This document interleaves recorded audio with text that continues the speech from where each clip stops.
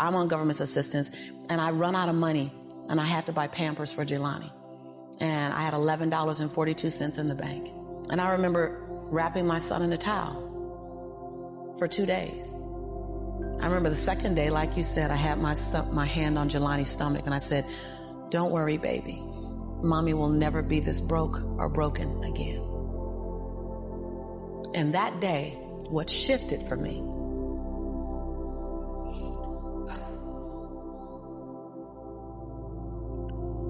was I was willing, and I don't know if this is going to sound crazy, I was willing to completely die to any form of me that I had been so that I can birth the woman that I was becoming.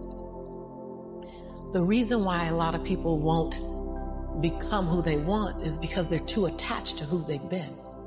And you hear it all the time when people say, I've always been this way. Okay, well, if that's working for you, keep doing that. I knew it wasn't working for me any longer. I had hit my version of rock bottom. So I was willing to let go of everything and everybody. See, another reason why people won't get there is because the doorway is for you to fit through. You trying to carry everybody else through because you're trying to be Rescue 911. And you got to rescue you first. I am much more valuable to my family and to my community because I was willing to let them go through the door myself, teach myself, learn myself, condition myself, and then come back and get them. I'm much more valuable to them now. But I had to go through a window time of 10 years of judgment.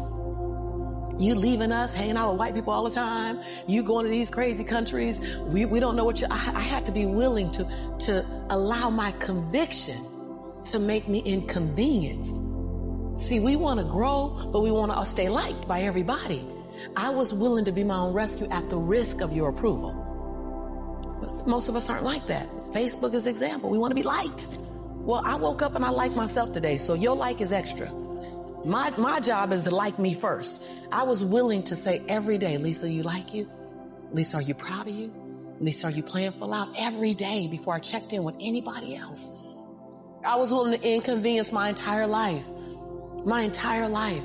I was willing to disrupt my entire life to buy my future, to buy my possibility, to give my dream a chance. See, we're not supposed to tuck our dreams in on the pillow when we get up in the morning. We're not supposed to leave them at home and go and fulfill somebody else's dream. We're not supposed to do that. That's not what we're wired to do.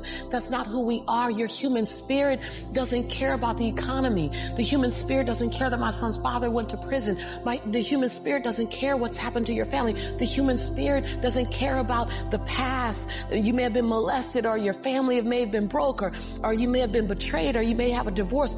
Your human spirit doesn't care about any of that. Your human spirit simply says, what's our command for tomorrow?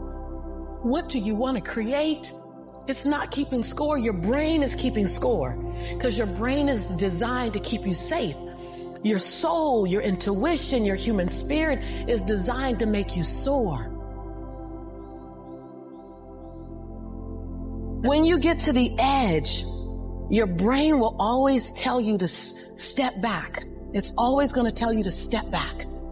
Because you can fall. Always. It's going to tell you to step back. Because before you fell, the last time you did this, you saw someone else fail. You could hurt. You could be off work. It's going to tell you. It's designed to keep you safe.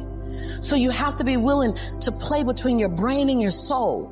And on some days, you got to just listen to your soul. And you got to say, I'm going to leap. I'm going to get to the edge. Most people are at the edge, and you're standing at the edge and you're watching everyone else fly. That's Pimp My Ride, Watch My Crib, all this stuff. You know, watching people's lives on Facebook. You're at the edge, watching someone else live, wondering what it's going to be like when you jump without ever jumping. And I'm just here to tell you, jump. Because only 3 things can happen. You're either going to jump and fly, or you're going to jump and fall on something soft, or you're going to fall down hard. Either way, you're going to get back up. You already know you got what it takes to get back up. Your greatest fear is not that you will fall. Your greatest fear is that you will live a full life and never fly. That you never leaped.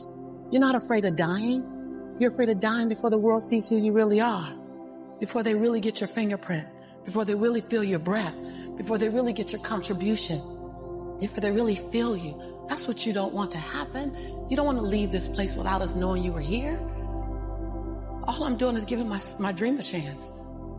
And I'm not extraordinary. You don't get off the hook. You don't get to be let off the hook.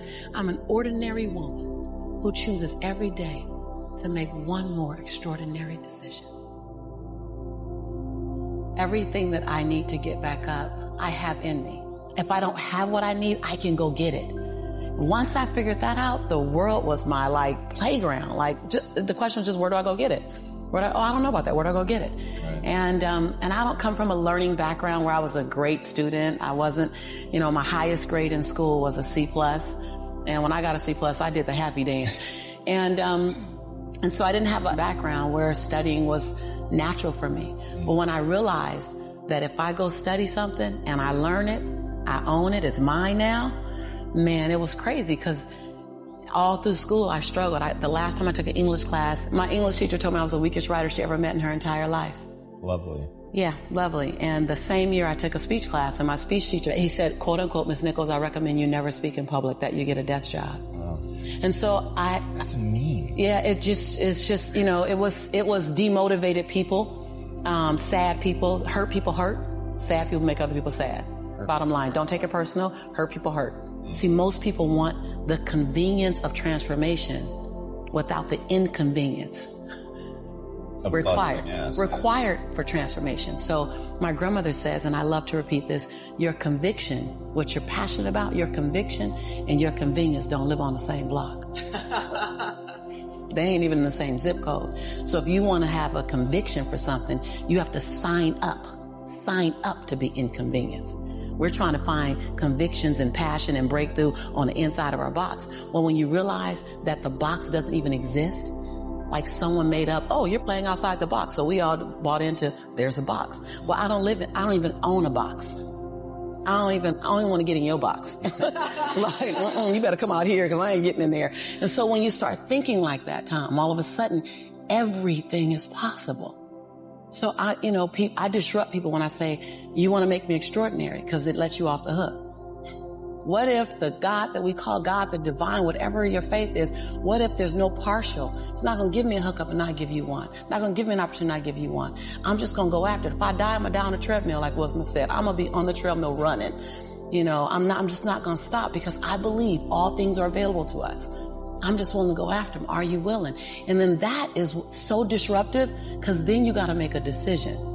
Because it's easier to live inside the parameters of, well, as a black woman, well, as born and raised in South Central, well, I'm dyslexic. I wrote 7 books. I'm dyslexic. So just knowing, I'm not perfect. What I do really well is I manage my imperfection well. And so we're all waiting for perfect. It's an illusion that will never come to you, and it's an excuse to never show up and play. Your story is not meant to be your fortress. Your story is meant to be your fuel. Any story. The beauty of me being one of the top 1% earners in America is that I was on government's assistance. Right. That's the beauty. Come on, it wouldn't be a big deal if my family was rich. Whatever. I'm supposed to do something. The beauty is that when you show the little engine that could story, I'm not going to run fast, but I ain't going to stop running. I might slow down and have to breathe and catch my breath, but I'm not stopping because I believe all things are available to all of us. And good people should do well. Because when good people do well, good people just do more good in the world. I'm that same girl who ran track for Dorsey High School, who struggled to get through high school, who got kicked out of college because I couldn't afford to stay. That was on government. I'm that same girl. I don't forget her. I'm also that same woman who runs a multi-million-dollar business. I'm also the same woman who has 7 bestsellers. I own both of those. I own all of it. I don't shrink to my greatness, and I don't live in my saga and my sorrow. If you can own your brilliance while owning your imperfections, if you can own your giant while owning your smallness, if you can live in duality, constant duality, the freedom will be earth-shaking if you can live in that. See, either you don't want to be as great as you really are, and you're trying to dim your light so that others won't feel insecure about themselves in your presence. And so you keep playing at 79 watts when you know you're supposed to shine at 159 watts. And you keep checking the temperature of the room to see what the room can handle versus just giving the room you and letting them, if your light's too bright, then let them put on some shades. Can you give yourself permission to live in the duality of your imperfections and your smallness and what you're learning and what you still have to learn and your greatness and your brilliance and your light? Can you allow them to coexist and then serve them up to the world? To love you, to see you, to inhale you, to judge you, to leave you, to love you. Some of us are just as afraid of being loved as we are to be left. If you go where you've never gone, do what you've never done, and say what you've never said, you'll become the woman and the man you've always known yourself to be.